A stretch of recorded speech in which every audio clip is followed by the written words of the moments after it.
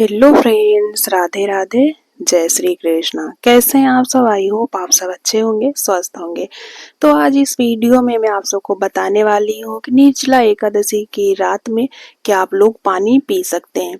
तो निर्जला एकादशी कई प्रकार से रखा जाता है और आप सबको बता दें कि निर्जला जो एकादशी का प्रारंभ हो रहा है शुक्रवार को रात यानी 2:16 पर हो रहा है। समापन होगा 7 को 4:47 पर। तो ऐसे में उदय तिथि के अनुसार हमें दोनों दिन 6 और 7 दोनों दिन निर्जला एकादशी व्रत मिल रहा है। और हमारा जो सनातन धर्म में व्रत को माना जाता है वो डेट के हिसाब से नहीं, तिथि के हिसाब से मानी जाती है। तो हमारा तिथि तब बदलता है जब 4 बजे के बाद ही, यानी उदय जब सूर्य उदय हो जाते हैं, सूर्य उदय 4 बजे के बाद ही उदय तिथि माना जाता है। तब तो कुछ लोग कह रहे हैं कि क्या हम रात में पानी पी सकते हैं 11 बजे, 12 बजे, 1 बजे?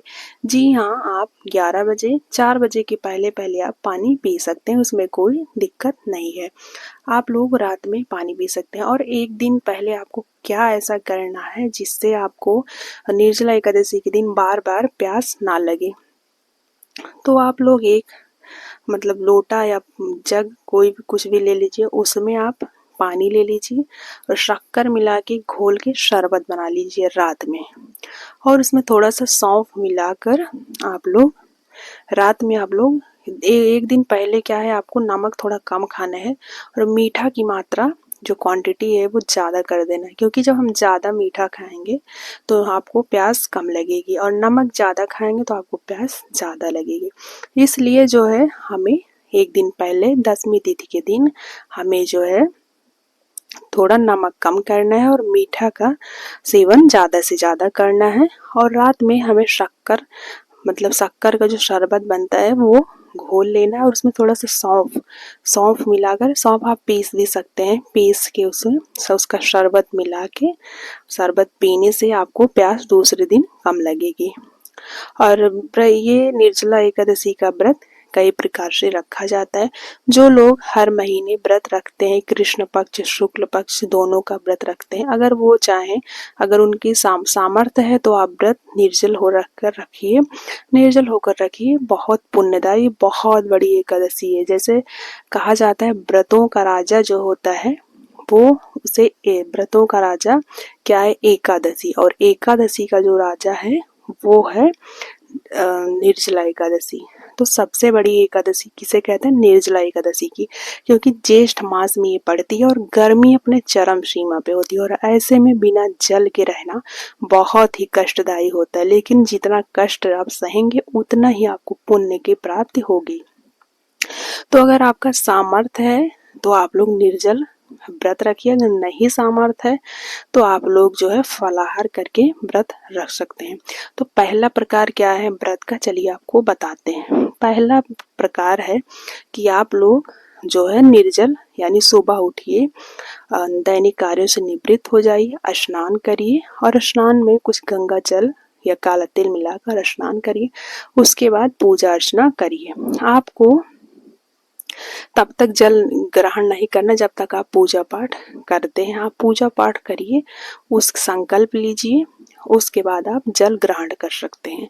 एक तो आपका ये व्रत हो गया। और दूसरा क्या है, आप जो है पूरे दिन फलाहार करके व्रत रख सकते हैं और फलाहार करके व्रत रख सकते हैं।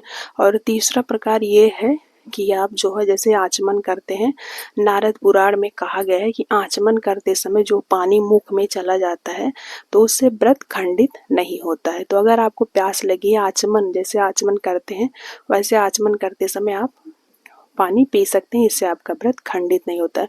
सबसे ज्यादा जो एकादशी का जो वर्णन होता है वह नारद पुराण में एकादशी का वर्णन कहा गया है।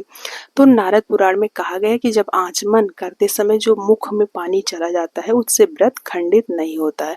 तो ये प्रकार हो गया। और एक प्रकार ये होता है कि आप सारा दिन एक संकल्प लेकर व्रत को रखिए और शाम को सूर्यास्त के बाद आप एक बार में जितना पानी पी सकते हैं उतना पानी पी लीजिए। और एक प्रकार ये हो गया।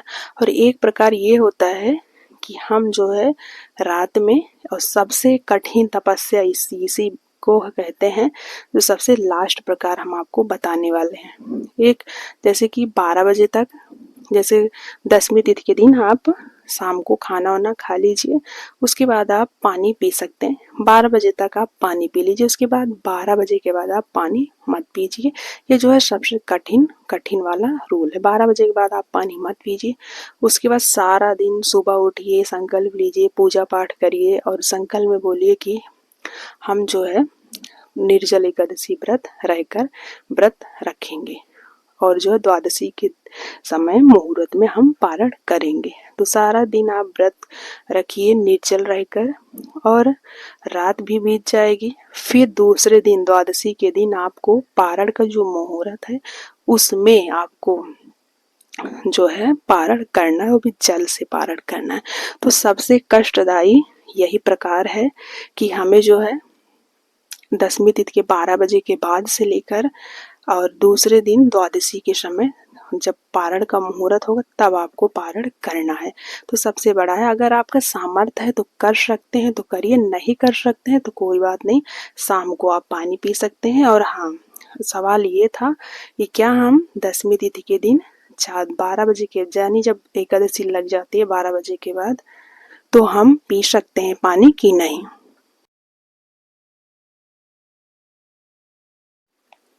तो फ्रेंड्स, मैंने आपको बता दिया कि आप जो है आप पानी पी सकते हैं।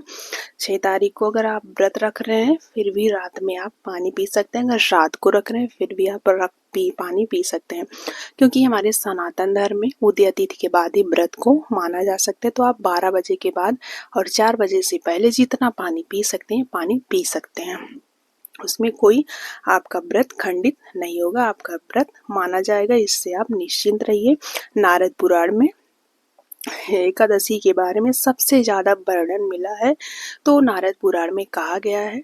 और वैसे भी सनातन धर्म में 4 बजे के बाद ही व्रत को माना जा सकता है, आप उसके पहले पानी को पी सकते हैं। तो निर्जल रहकर एकादशी का व्रत रखना और इस दिन खुद पानी ना पीना और दूसरों को पानी पिलाना, यानी बहुत पुण्य फलदायी होता है।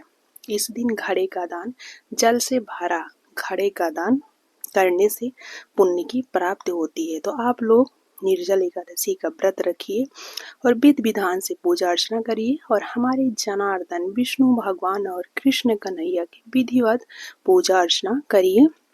आप सभी को मेरी तरफ से आने वाली ज्येष्ठ मास की निर्जला एकादशी और भीमसेनी एकादशी की अनंत और अनंत शुभकामनाएं। ज्येष्ठ मास में गर्मी अपने चरम सीमा पर होती है, ऐसे में एकादशी बहुत ही पुण्य फलदायी होता है। राधे।